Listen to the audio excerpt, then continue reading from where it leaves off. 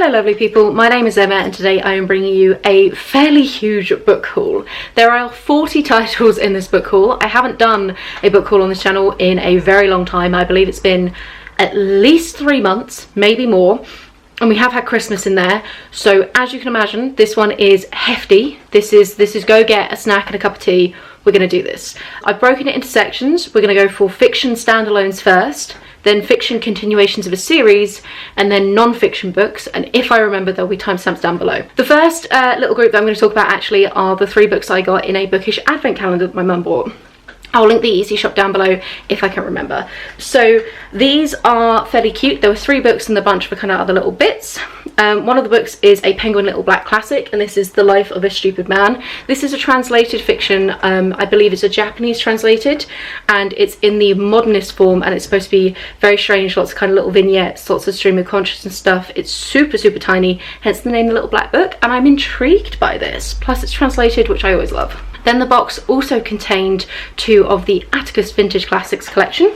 We have The Adventures of Tom Sawyer, and we also have Silas Marner. I know almost nothing about either of these, but they are classics, they are very pretty, and at some point I will pick them up, but God knows when that will be because there's so many classics on my shelf already. Talking more just about general fiction now, I have Shanghai Girls by Lisa C. This is historical fiction set in the time of the Second World War, and it follows 2 sisters. It's just before the Second World War and then through kind of the events of the Second World War itself and kind of their experiences living in Shanghai. I believe they move.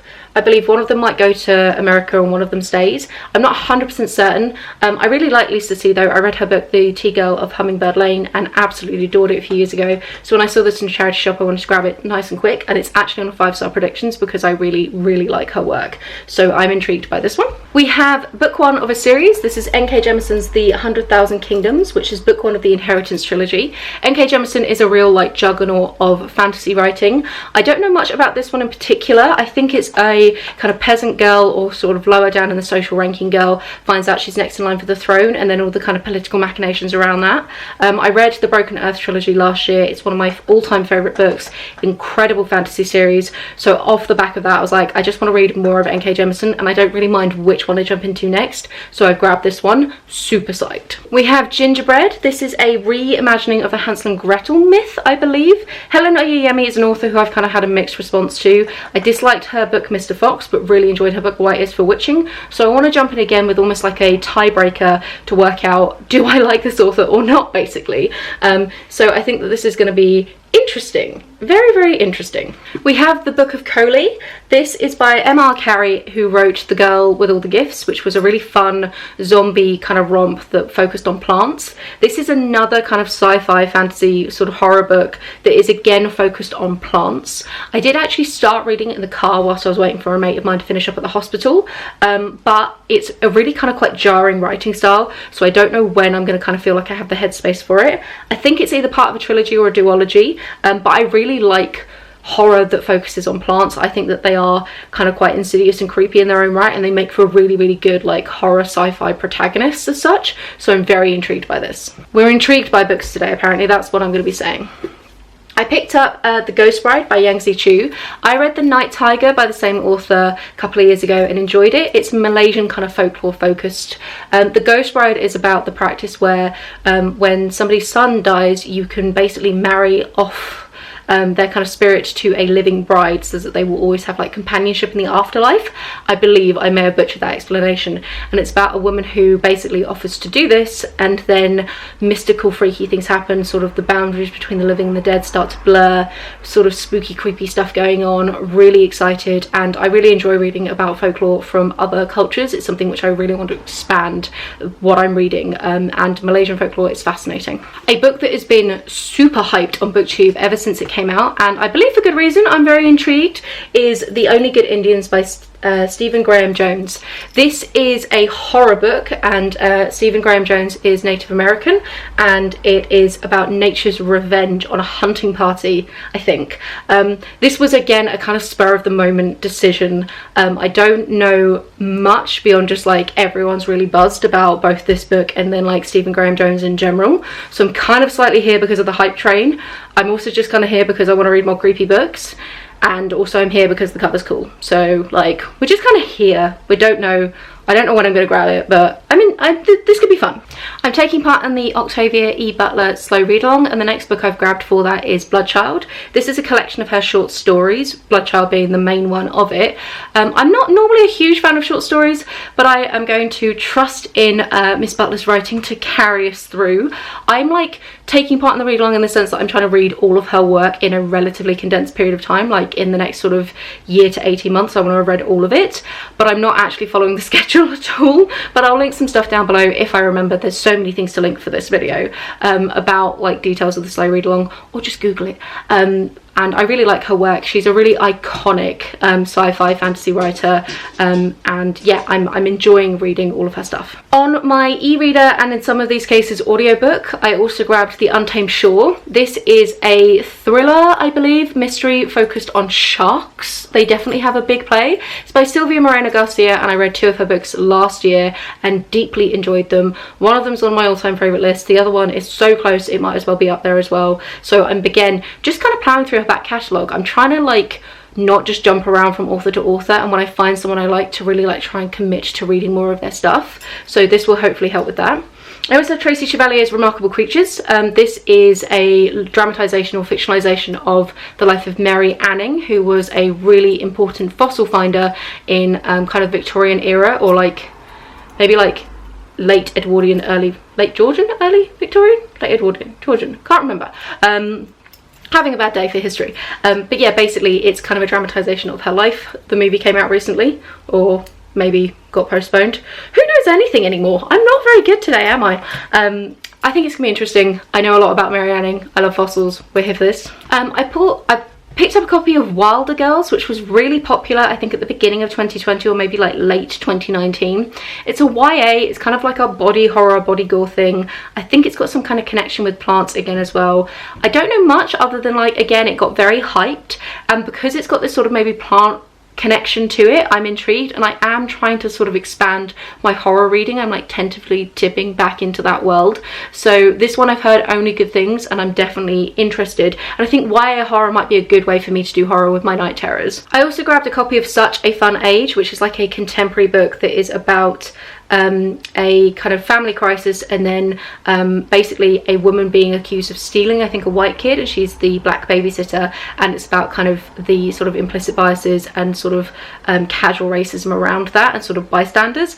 I think it's been hyped up again a lot. It's done very well. I believe it's been nominated or won quite a few prizes, and I've heard again only good things. So I've grabbed it cheap on Kindle. I'm interested. I think it could be a really good read. I bought a copy of Bone China by Purcell, who is a fantastic gothic thriller writer who writes sort of Victorian history, but Victorian historical fiction with like a little bit of a magical mystical edge to it. I've read her first 2 books, which is The Corset and The Silent Companions.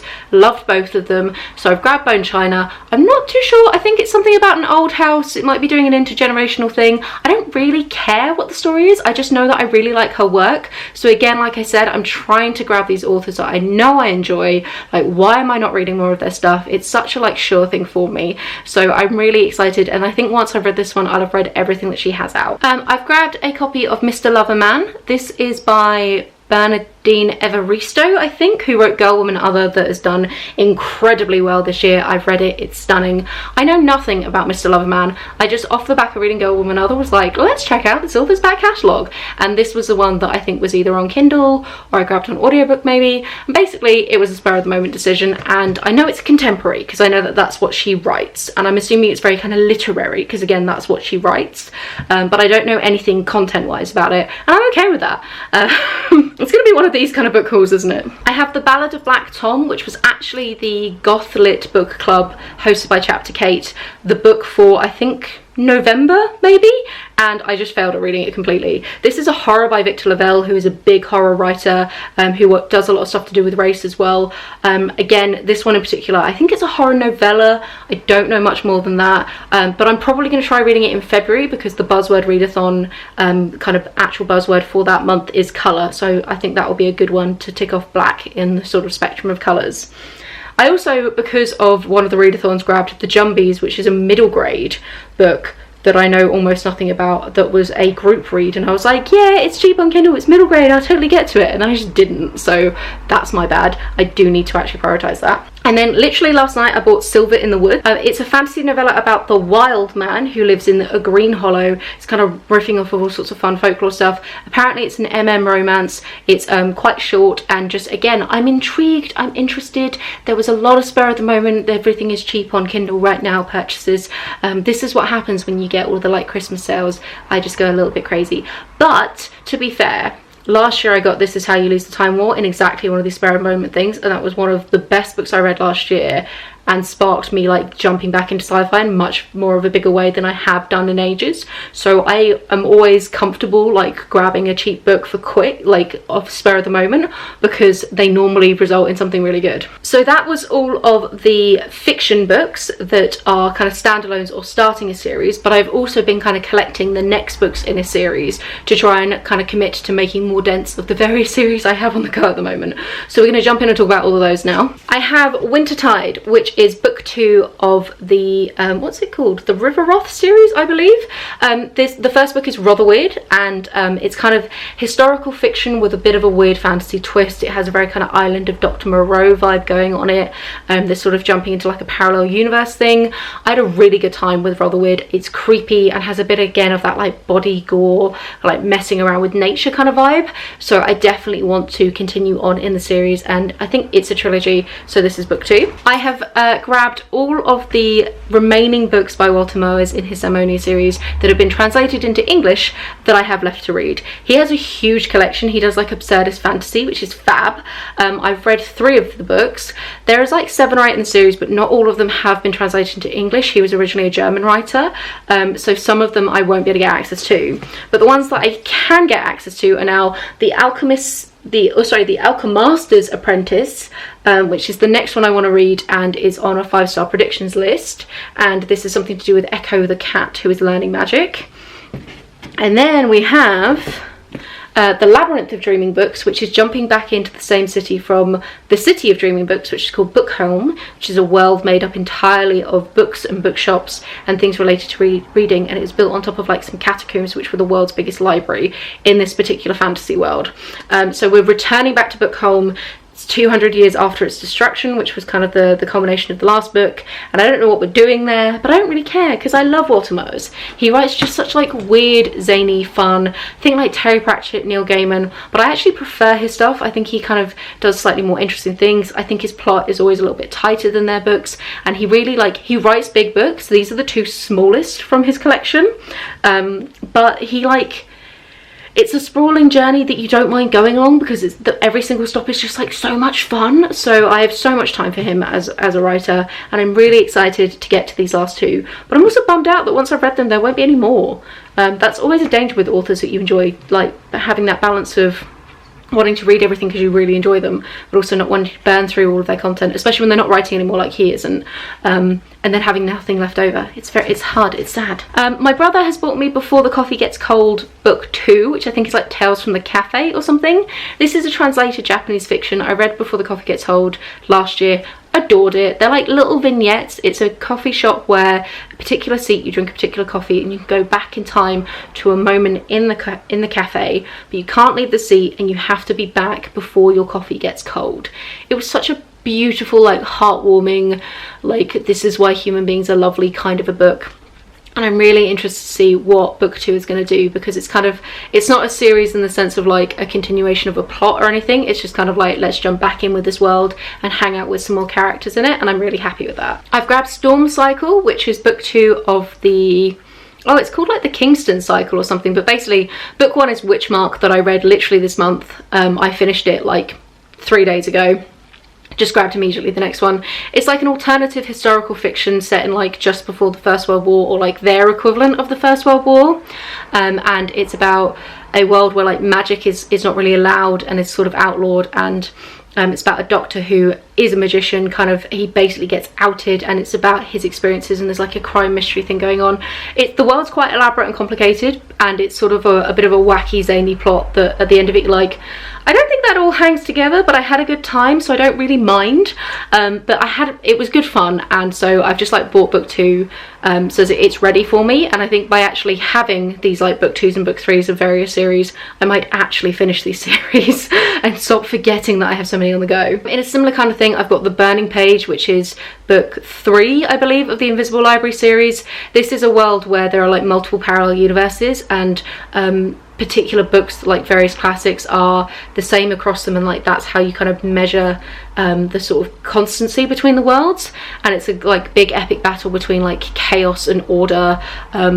There's dragons, but they're like talking dragons that are very humanoid. There's fairies, and there's like a league of librarians who bounce between. It's fun but strange. But I have book 3. I bought Aurora Blazing, which is book 2 of, I think it's Polaris Rising or something like that.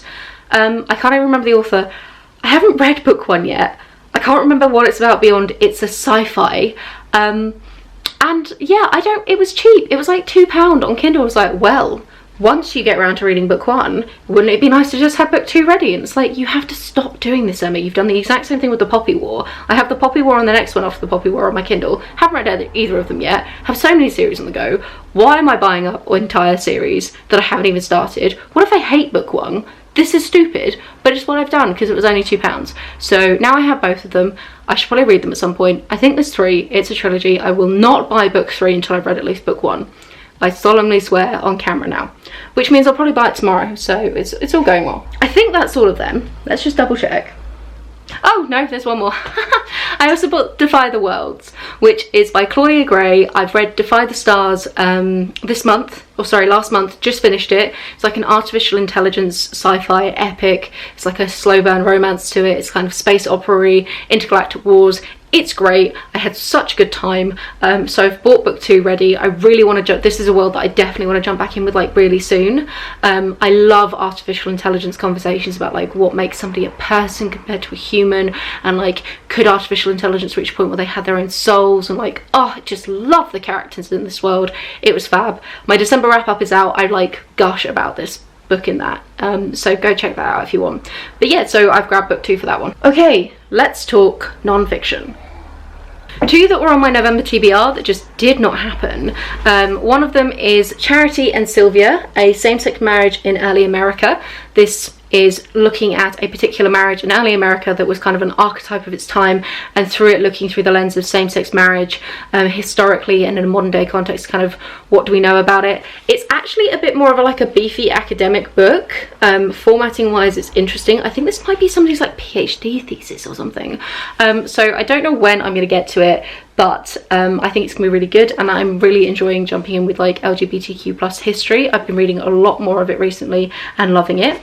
And on a similar note, I also have When Brooklyn Was Queer by Hugh Ryan. This is specifically looking at the LGBTQ plus history of Brooklyn in particular, from Walt Whitman through to like World War II and kind of beyond.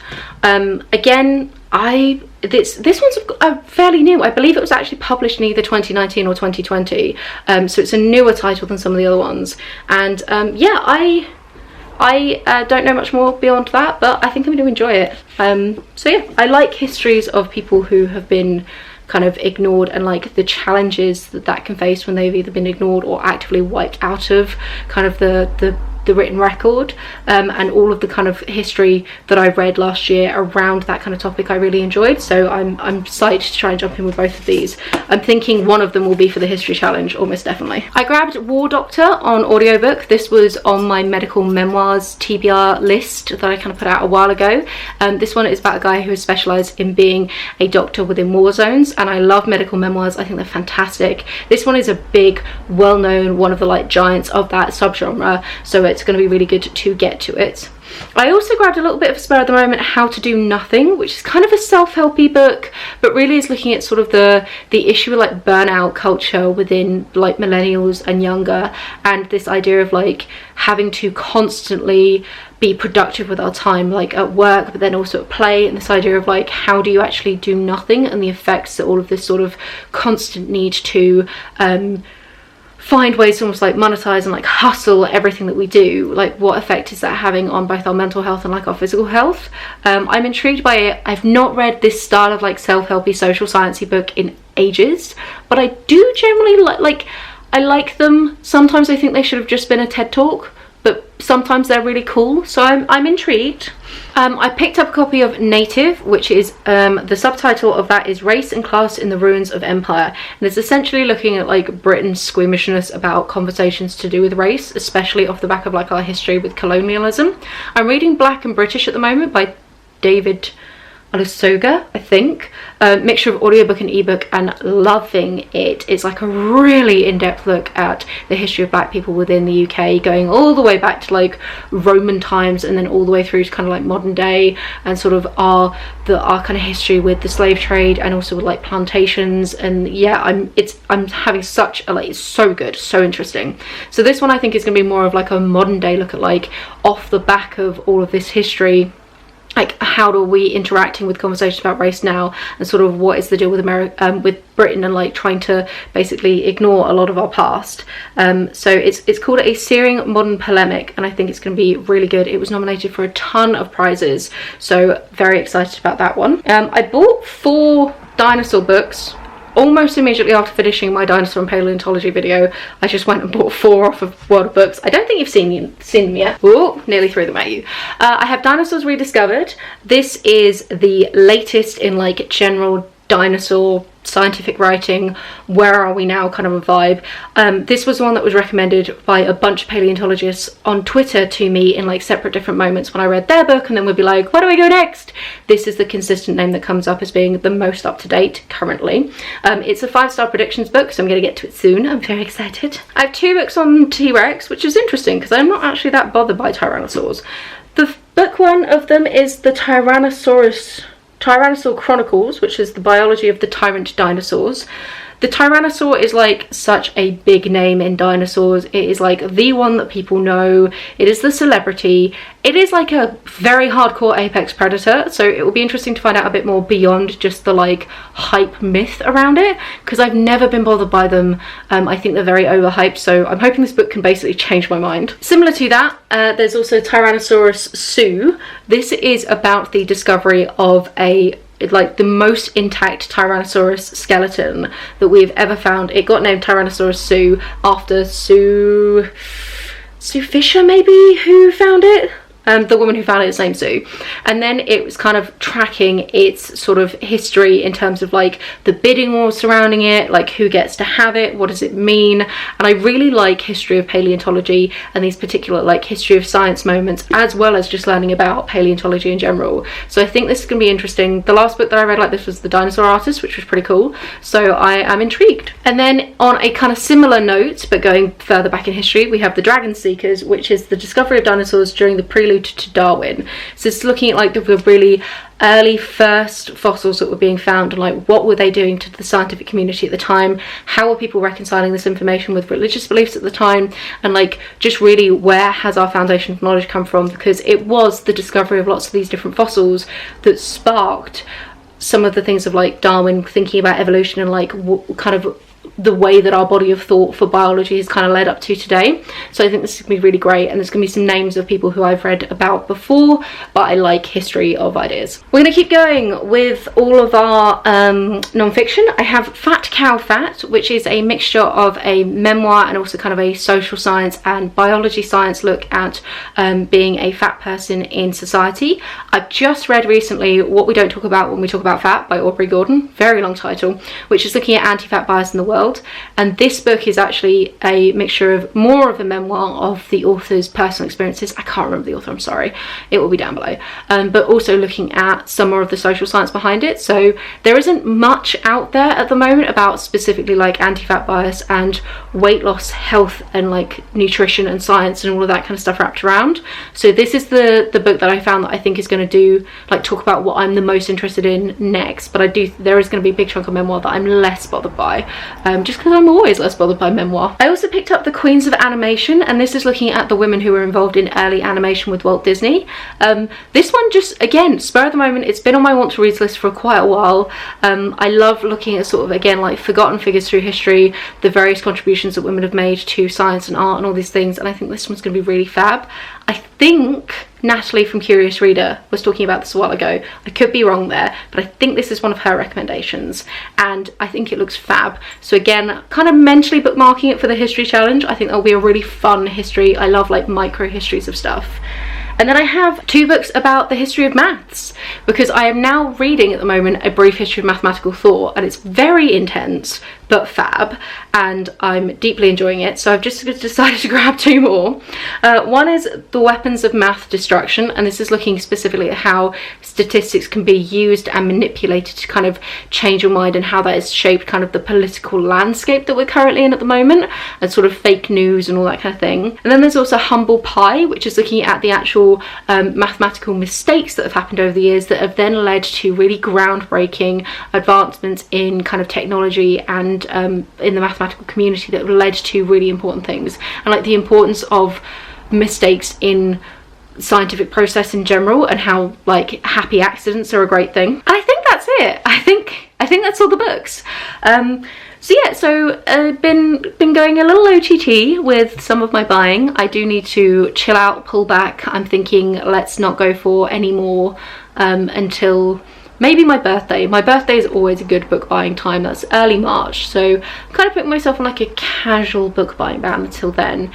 It is helped by the fact that none of the stores are open. I have a Waterstones gift card burning a hole in my pocket, but it's not really working online at the moment, and that's good because it stops me from spending it. I need to wait. So yeah, so let me know what you think to all of these books. Are there any in particular that you are super excited about and want me to try and prioritise?